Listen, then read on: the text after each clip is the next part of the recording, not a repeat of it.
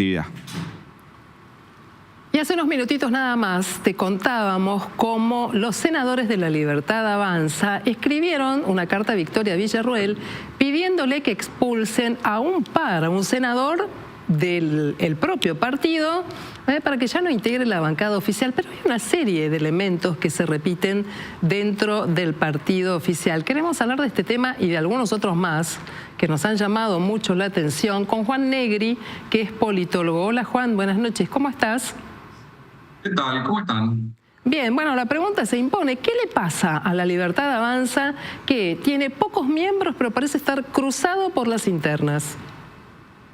Bueno, la descripción es esa, ¿no? Es decir, es un partido que está cruzado por las internas. Como en mi interpretación este es un partido que se formó exclusivamente para apuntalar la candidatura de Javier Milei, y lo que ocurrió a lo largo de 2023 es que varios sectores, con algunos temas en común, pero no una ideología cohesiva, etcétera, se suben al tren de un candidato como Milei, al que obviamente veían muy competitivo.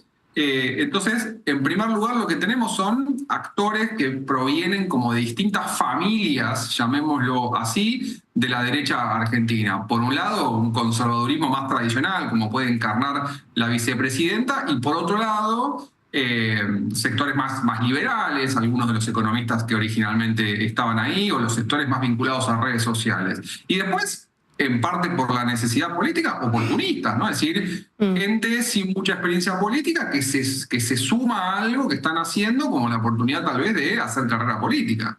Pero hay algunas personas que tienen experiencia política, experiencia en comunicación política, han ganado esta elección y, por ejemplo, está participando de un escenario en el que los senadores salen a pedirle a Victoria Villarruel algo que ellos mismos pueden resolver, que es una expulsión de un par del bloque, y ya empieza a verse una multiplicación, en este caso sobre Paul Troni, en redes sociales de algunos personajes, tuiteros de La Libertad Avanza, que empiezan a reproducir esta situación, ¿no? Como si frente a lo delicado del tema fuera necesario castigar al que se va o reproducir situaciones que en otros partidos guardarían un poco más.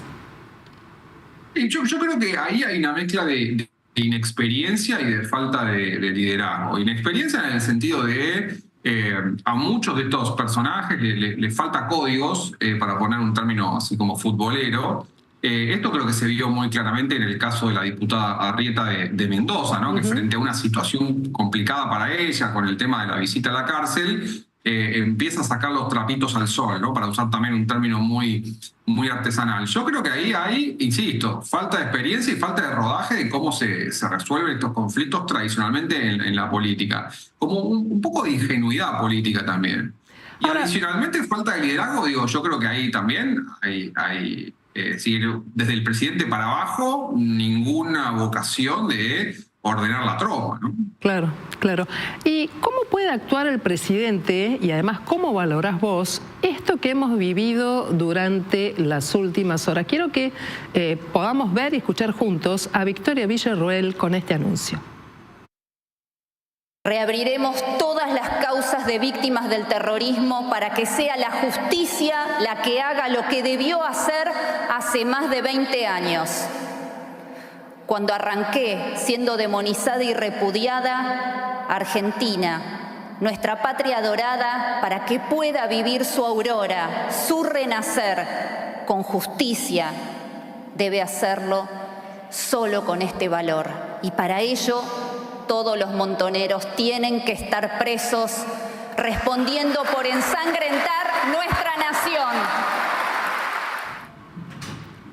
Juan, lo primero que te pido es tu lectura política de lo que ha dicho Victoria Villarruel, pero por otro lado también no se puede hablar ni de inexperiencia ni de ingenuidad, ¿no? En el caso de la vicepresidenta. ¿Por qué lo hace?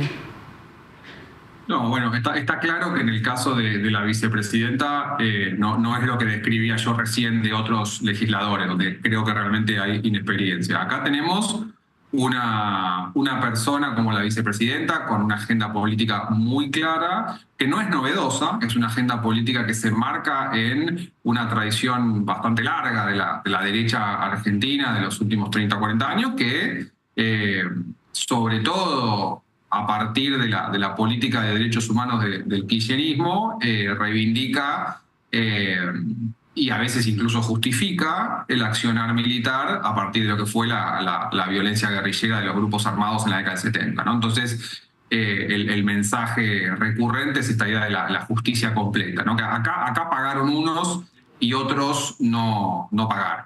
Entonces, insisto, el mensaje es un mensaje, lo que en algún momento se dominaba o se denomina teoría de los dos demonios, ¿no? Es decir, acá hubo una guerra, se ponen estos términos, acá hubo una guerra y este discurso ya lo conocemos, vos también lo conocés. Es decir, acá lo que Villarroel reivindica es, acá ha habido una mirada parcial sobre el proceso histórico de los 70. Y como parte de esto que yo mencionaba al principio, de distintos sectores que se pliegan a la candidatura de Milei porque ven la oportunidad de avanzar agendas particulares, yo creo que acá tenemos la derecha militarista más clásica, con figuras como en su momento también Cecilia Pando, que creen que, bueno, la administración Milei hoy es la oportunidad también de empujar esta agenda, que yo creo que no es una agenda demasiado popular entre la sociedad argentina, pero bueno, también habrá que verlo, ¿no? Juan, ¿qué tal? Buenas noches. En el debate presidencial del año pasado, el presidente Milei calificó lo que hizo la última dictadura militar como excesos. No lo llamó crímenes, menos aún lo llamó crímenes de lesa humanidad. Ahora, con la interna que hay en su gobierno, dice que esta no es su agenda. ¿Cuál es su agenda en materia de derechos humanos? Yo creo que realmente es un tema que a él lo tiene sin cuidado. Es decir, y esto no lo estoy diciendo para justificarlo ni para exonerarlo porque él es el responsable. Yo realmente creo que es una persona que más allá, y esto se ve también en otros ámbitos de la gestión, es decir, más allá de la cuestión económica, hay temas que no le interesan demasiado. Yo creo que tiene una posición más benévola, por llamarlo de alguna manera, con el partido militar que el votante medio argentino, o que lo que fue la política argentina de los últimos años con respecto a eso, pero no creo que sea un militante de este tema ni le quite el sueño, como sí es el caso de, insisto, figuras como en su momento Cecilia Pando o en este caso Victoria Villarroel. Creo que percibe ahora que esto le está trayendo algunos costos políticos e intenta despegarse. También hay que verlo en el marco de la fractura con la vicepresidenta, ¿no? Es decir, tal vez ahora Milei abraza una causa más pro derechos humanos, llamémoslo así, también como para limar a la vicepresidenta, con la que sabemos que hay en este momento una interna al interior del gobierno. Y hubo otro episodio en este país que ha vuelto a mirar al pasado, que ha vuelto a meterse con cuestiones que tienen que ver con cosa juzgada, ¿sí? Sobre el cual había generado unos cuantos consensos, que había garantizado derechos y que nos sorprendió al escuchar al ministro de Justicia, Mariano Cuneo Libarona. Lo compartimos y después quiero escuchar tu opinión. Nosotros rechazamos la diversidad de identidades sexuales que no se alinean con la biología. Sí.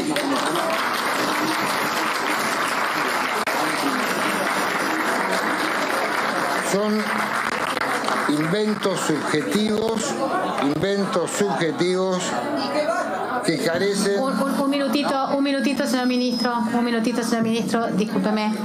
Yo, la verdad que le agradezco que haya venido, su deber informarnos, y la verdad que estábamos consternadas, queríamos tener información. Pero usted, una cosa son sus opiniones personales y otra cosa es la ley. Usted es ministro de Justicia, usted está obligado a respetar las leyes del Estado argentino, no importa lo que usted piense. Por supuesto, esto está textual de discurso de Milei. No, boludo, esto está textual de discurso de Milei. Esto está en la Constitución, la Biblia, el Corán, la ciencia, la naturaleza del ser humano. Bueno, más allá del rol político del ministro de Justicia, el doctor Mariano Cuneo Libarona, esta vuelta al pasado, con la cuestión de género, con las identidades sexuales, ¿qué implica esto políticamente? ¿Cómo lo viste? Yo creo que es parte de esto que mencionábamos al principio, de algunos sectores que genuinamente reaccionan contra lo que ven que fue algo que definió la última década, que es lo que ellos llaman la ideología de género, etcétera, ¿no? Es decir, sectores que son parte de la coalición de Milei, que tampoco creo que al presidente le preocupe demasiado este tema, pero que aprovechan para llevar adelante esta posición. Creo que también es una manera, es un gesto a los propios, a esa base más ideologizada, darles como una recompensa simbólica de, bueno, nos preocupan estos temas, etcétera. Pero políticamente el impacto me parece limitado. Es decir, me parece que la Argentina ha hecho avances en esta materia bastante significativos que son muy difíciles de volver atrás. Incluso, digo, más allá de lo que uno piense sobre esto, ¿no? Me parece que es difícil de revertir. Y en el caso particular de Cunio Libarona es llamativo, primero porque él no, en lo personal, amigo, a mí me tiene sin cuidado su vida privada, ¿no? Pero en lo personal él no ha sido representante de estos valores que quiere transmitir, digo, diría más que nada lo contrario. Claro.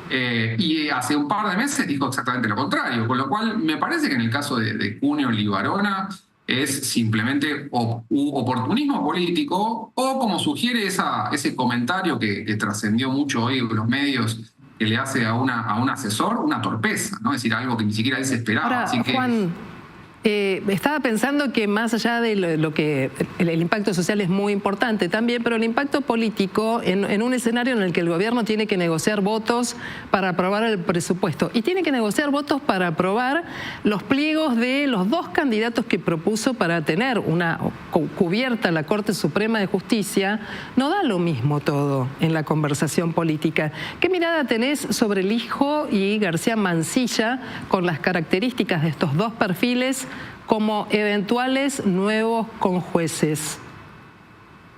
creo que el escenario está complicado en ese sentido porque la oposición en el Parlamento está pidiendo otra cosa. Ahora se ha puesto sobre la mesa la discusión sobre la ampliación de la Corte. Me parece que el gobierno cometió un error con la postulación del hijo. A mí no me queda muy claro exactamente qué es lo que el gobierno busca con una figura tan controversial. Tal vez se me ocurre que lo que buscaba era, bueno, si yo mando al hijo, me aprueban a García Mansilla, que sí es una figura, es un jurista un poco más respetado, independientemente de su ideología, un jurista más respetado y que tiene, por supuesto, posiciones jurídicas más cercanas a las posiciones más conservadoras del gobierno.